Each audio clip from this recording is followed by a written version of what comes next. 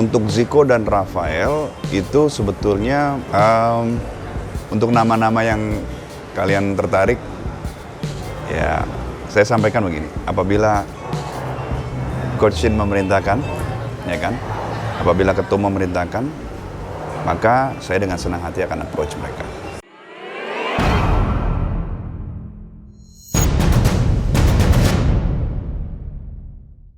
Masih yang beberapa bulan lalu, yang 3 pemain sebelumnya tuh Jim, Max sama Kai Boham. Oh, oke. Itu kan sampai dibawa ke Jakarta ya. Iya, ya. Kenapa yang Zico sama Rafael ini nggak geser ke Jakarta juga? Oke. Jadi begini, saya ingat sekali tuh di bulan Mei ya akhir. Jadi itu salah satu hal yang saya kerjakan juga itu pada saat saya mendapatkan SK, saya mendapatkan perintah untuk mengundang 4 pemain sebetulnya. 4 pemain ke Jakarta untuk trial. Pemain tersebut bernama Ivar Jenner,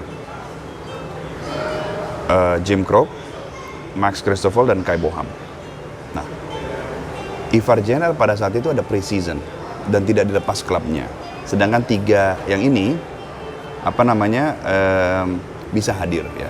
Jadi memang ada request dari Coach Shin Tae-yong untuk memanggil 4 pemain, kebetulan 3-nya dapat hadir.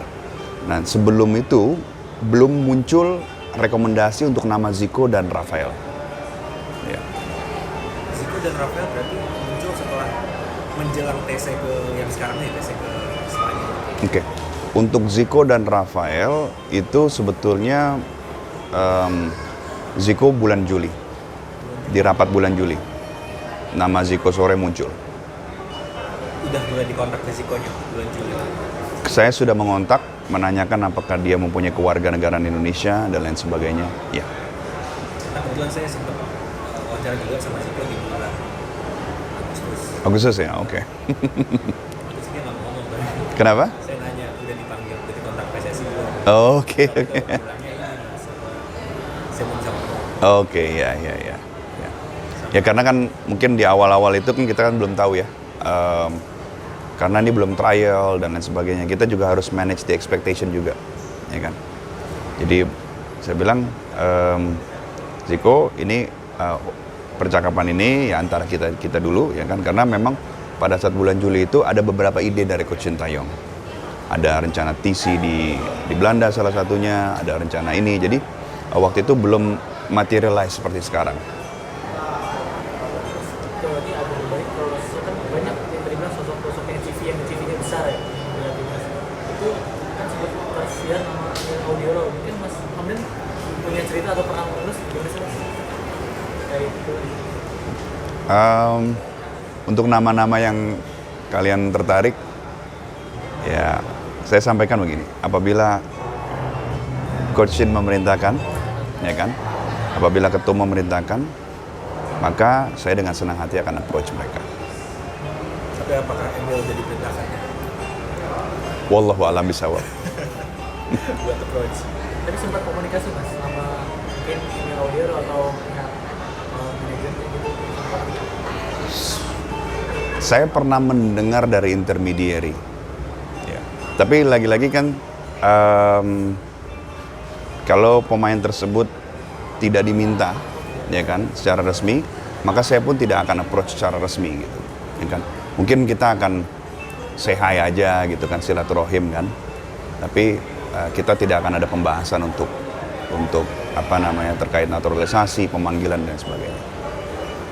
Bicara mungkin ini di sisi pribadinya Mas, kan mungkin banyak netizen yang menuding kinerja PSSI cukup lambat atau padahal sebenarnya itu memerlukan proses panjang. Dari Mas sendiri tuh anggapannya gimana sih di tuding netizen seperti itu? Ini dari sisi Mas. Mungkin kalau saya melihatnya ini kan menjadi bagian dari edukasi publik juga ya. Jadi PSSI ataupun siapapun yang terlibat ya perlu juga menyampaikan, mengedukasi bahwa apa sih naturalisasi itu, ya kan, bagaimana prosesnya. Jadi mungkin ini bagian kewajiban komunikasi juga ya. Saya melihatnya nggak apa-apa, ini bagian dari komunikasi publik, harus menjelaskan bahwa naturalisasi itu berdasarkan undang-undang yang berlaku ini seperti ini loh, gitu, ya kan. Ada yang naturalisasinya setelah bermain 5 tahun misalnya kan ya. Ada yang jalur pasal 20. Pasal 20 itu seseorang itu berhak mendapatkan kewarganegaraan Indonesia ataupun dapat mendapatkan kewarganegaraan Indonesia karena 2 hal. Pertama karena jasanya. Yang kedua karena untuk kepentingan negara. Nah, untuk yang Jordi, Sandy, Shane, Ivar dan Jenner ini pasal 20 yang untuk kepentingan negara. Itu meningkatkan prestasi timnas, persiapan World Cup U20. Mas, dari tiga pemain sebelumnya yang Jim, Kai sama Max itu berarti sudah fix, sudah ada kesempatan lagi. Karena saya kebetulan sama Jim juga sama Kai itu mereka sih bilangnya masih usaha, masih ngarep ya, perkembangannya sih seperti itu. Jadi komunikasi saya dengan Jim, Max, dan Kai saya pikir cukup baik ya. Jadi ini kan mereka kan saat ini kata Coach Sintayong ya, kata kuncinya ini saat ini belum direkomendasikan. Jadi saat ini belum ya kan. Lalu nanti apabila Jim Krok menjadi top scorer era divisi, ya kan? Mungkin beda lagi dong, ya kan? Ataupun Kai Boham karirnya tiba-tiba meroket gitu kan, menjadi sehebat Virgil van Dijk, bagaimana?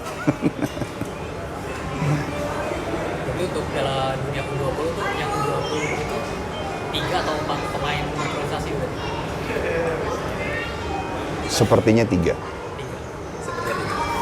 Nanti 1 dari 2 langsung. Wallahu a'lam bishawab. Pada kemarin-kemarin kan sempat tuh ada pemain yang mau dan juga ada pemain yang menolak panggilan timnas dan pada Sintayong mau.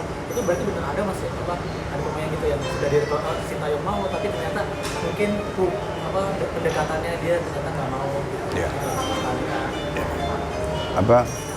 In life ini you win some and you lose some kan.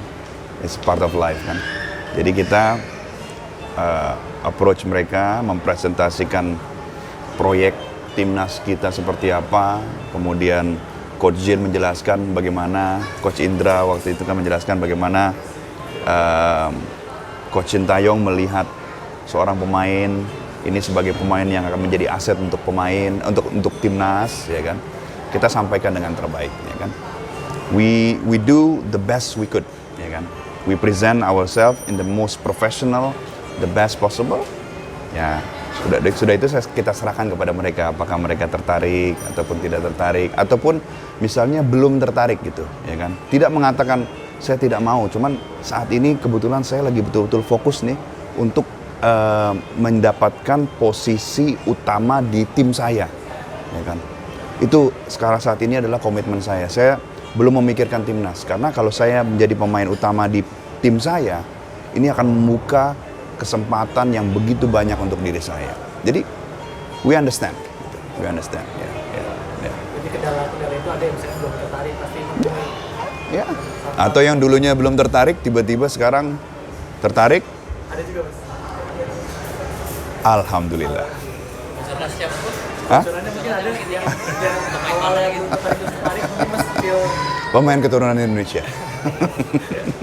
Kayak Simons. Hah? Kayak Simons. Wallahu a'lam bishawab. Yang Utrecht ada pemain tengah berbakat.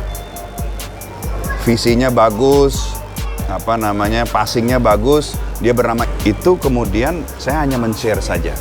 Kemudian Coach Jin juga melakukan riset sendiri. Nah itu terserah Coach Sintayong dan tim kepelatihannya untuk menentukan siapa yang dipanggil. Terima kasih sudah menonton. Silakan subscribe, like, dan jangan lupa komen di bawah ya Bola Spotter.